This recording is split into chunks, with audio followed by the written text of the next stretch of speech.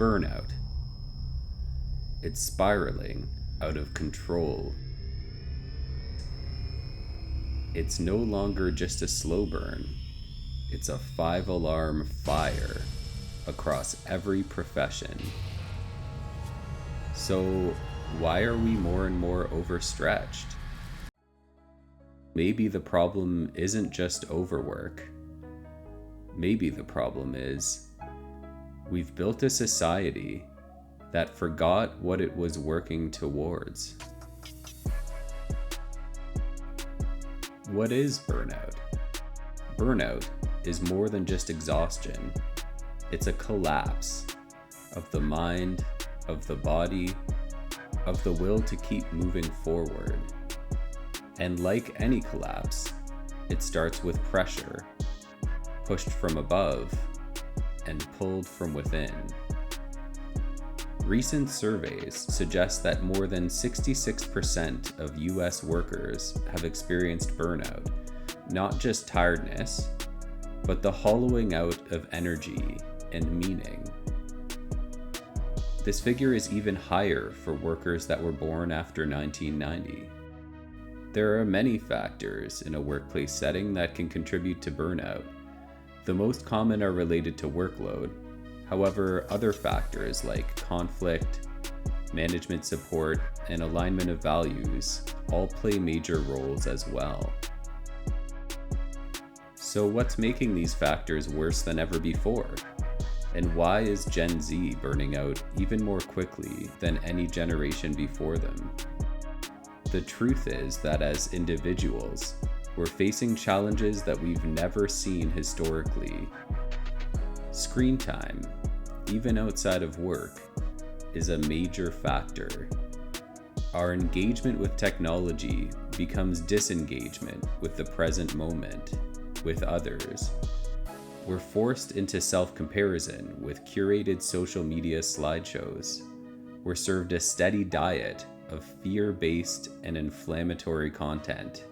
And in our free time, we've lost the space to unwind, to spread out, to be ourselves. We spend the time overparenting, perfecting, curating the perfect hobby or activity or social media post. Or we become couch-locked into a barrage of impressive streaming media that takes us far away from ourselves. What's left is a life half-watched, half-lived. We're overloaded with more information than we can handle and lured back for more and more input with targeted algorithms and deliberately addictive app designs that vie for our attention and time. This is a higher risk factor for younger workers who are growing up increasingly tethered to their mobile devices.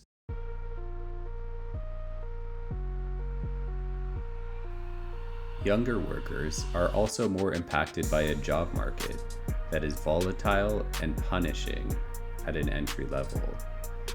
In today's economy, shareholder value often eclipses human value. The result? Overloaded workers chasing impossible goals with dwindling support.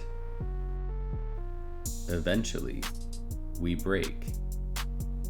We leave for greener pastures, and we begin again. Same cycle, different desk. Leaders are taught that the first 6 months of onboarding is the most critical to retaining employees long term. But eventually, the new employee sees a rise in expectations, a reduction in support, and their situation might start to look very familiar. Low unemployment rates are being reported in North America. However, this actually masks an increasing reliance on contract and gig workers. Job security is increasingly in question, especially with the advent of AI technologies that have the potential to severely disrupt the employment market by replacing human workers. This push for productivity misunderstands how our brains actually function. We're forced into a mental crisis gear where our higher functions are significantly impaired. We make more mistakes and the workload grows. We get more overloaded and our work gets even slower, making us further behind. This is not just an injustice imposed on us by our corporate overlords. This is a way of life that we are buying into day in and day out. It can apply to entrepreneurs, students, and even the unemployed. We stretch ourselves thin. Thoughts, attention, in a way, our very souls,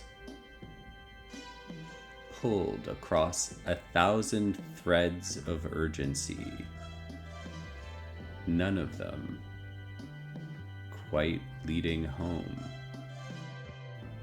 Quality is replaced with urgency. Instead of taking pride in our work, we simply push through as much as we can. And too often, we don't really see impactful results. A growing percentage of workers feel that their job never or rarely makes a positive impact on community or society. How are we supposed to find satisfaction in hard work that too often feels meaningless? We multitask because there are too many tasks demanding our attention, and we give tiny parcels of attention to each. But where are we in those moments? What do we become? I can't stress this enough. What we are doing, our attention in any given moment, is all we really have. At its best, work is a form of care, a way of contributing to something greater than ourselves. But when we are stripped bare, what remains is only grind. We could gain self-worth from a job well done, and that is a good thing. But if that's not what's happening, it's time to take another look individually and collectively at how we're organizing ourselves.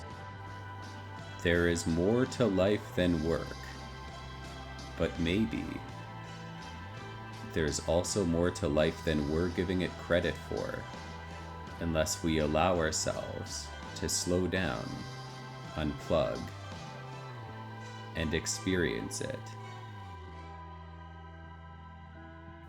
When we experience burnout, that in itself is a toxic situation. Burnout is something that impacts well-being. In a state of emotional collapse, it's not possible to fully experience happiness. We have an increased risk of depression, anxiety, and physical disease related to stress. At these times, it's important to look at the big picture. Some questions we can ask ourselves are, what support do I need from professionals, friends, and family? What can I try to do to change my situation in or outside of work? Will it be possible to fix my working situation, or is it time to look for something better? And if so, what steps would I need to take personally to dig deep and decide what better means for me? Burnout is brutal. I wouldn't wish it on anyone. However, it's also a message that our bodies and minds are telling us, and it's a real opportunity to step back, take a breath, and evaluate what resources we have at our disposal. This will mean something very different for different people. Maybe it means reaching out and opening up to someone who cares about you. Maybe it means having a difficult conversation with your boss. Maybe it just means making an attempt to improve the office culture. Or maybe you want to go back to school to better your bargaining position. Collectively, we have agency inside and outside of the workplace.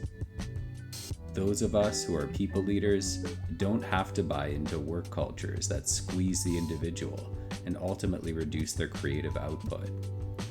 As individual contributors, we can impact our corporate culture and voice our needs in collaboration with our colleagues and leaders. When we show improvements to the work that we do, we can push for a balance that works better for everybody. But more than anything, we need to value what we have in every aspect of our lives. We only get so many days on this earth, so many moments to experience and to offer what's inside us. We all need to make a living, but only so that we can make it a life. If you liked my video, please hit like and subscribe for more content like this.